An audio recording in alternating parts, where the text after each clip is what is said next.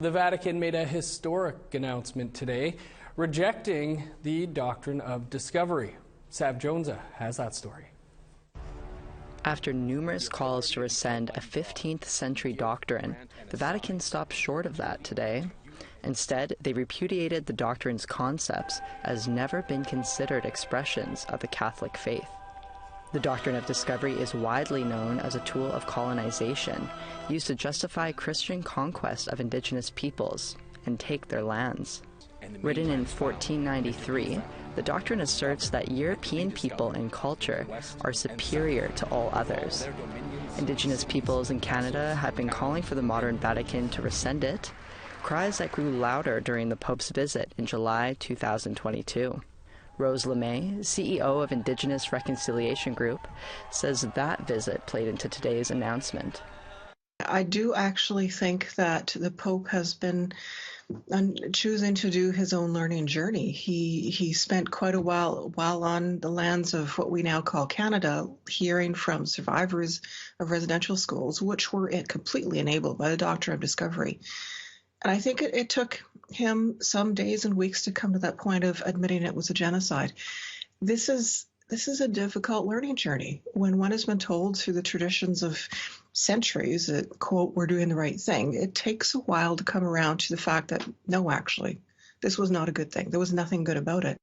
Indigenous Services Minister Mark Miller had this to say. Is important. I think over time the Catholic Church has turned its mind really to doing right by Indigenous peoples. They are making strides, and like Canada, probably making some mistakes as well.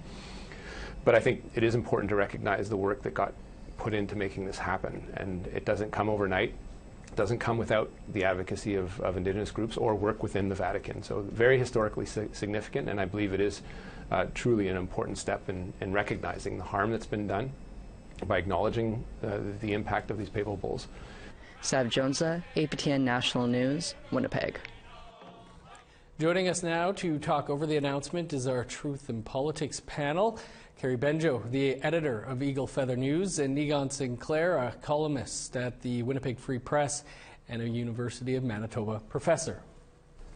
Carrie, Niigaan, great as always. Carrie, let's start with you. What do you make of this, and what does it mean?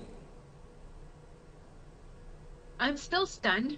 I wasn't expecting it, but I'm just looking at the next steps. For a lot of people, I think they're still just going to be taking in the information, because this has been a long-standing demand by Indigenous people.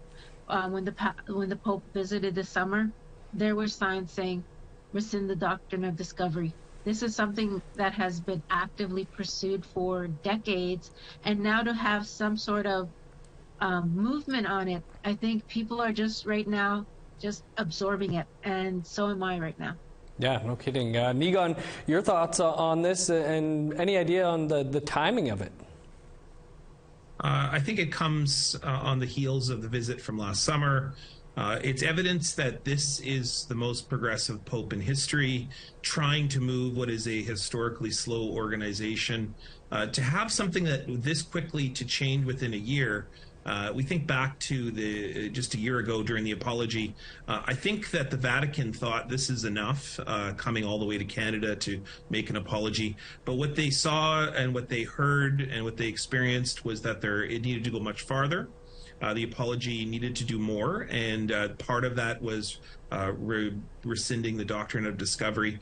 But we're not quite there yet, and whether they rescinded or repudiate, people have been talking about that language. It really doesn't matter, because what it does is it places pressure on the federal government to do something about this, because the fact is that the Catholic Church has thought that the doctrine of discovery has been ineffectual and somewhat wrong for a period of years now, but it's governments that return stolen land, not the church.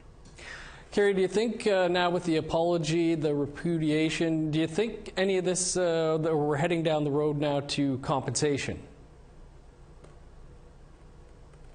I think we see movement. I wasn't quite expecting, like Niigaan said, such quick movement on this work, the work on the doctrine. I can now see this actually happening, compensation actually coming forth, because for years I didn't think this was going to happen, and it happened. And so next step, I think, will probably be compensation, hopefully. Right. Nigan, as you mentioned, some talk around the language, whether it's rejecting, repudiating. The government of Canada has also rejected the doctrine of discovery. So is this move largely ceremonial? Well, like most things, I spoke to a reporter this morning, and I said, like most things with Indigenous peoples, it's fine and good to say whatever you want, but to take action on those things is the significant part. It's taken over 500 years for the Catholic Church to see us as human beings. What that means is to recognize that we have rights alongside, while we have different laws and governments, ways of doing things than European nations. It's taken Canada just as long to do that.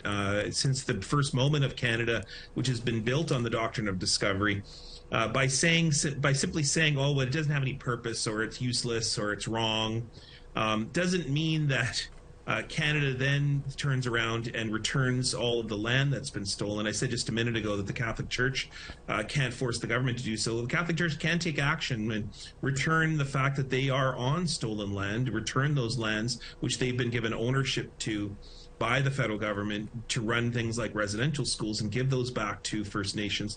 On top of that, the government can recognize Indigenous nations as equals, as partners in Confederation, and then, for the most part, realize that the Constitution is built on a racist premise that Indigenous peoples under Section 91 are to be controlled by the federal government. That's a direct cause from the doctrine of discovery. So yes, of course, you can say, oh, the doctrine of discovery is useless, but then you have to change the laws. You have to return the stolen land. And yes, the issue of compensation, restitution, revitalization, all has to come to the table. Kerry, Nigan, we'll have to leave it there, but appreciate you both taking some time as always. And Nigan, safe travels.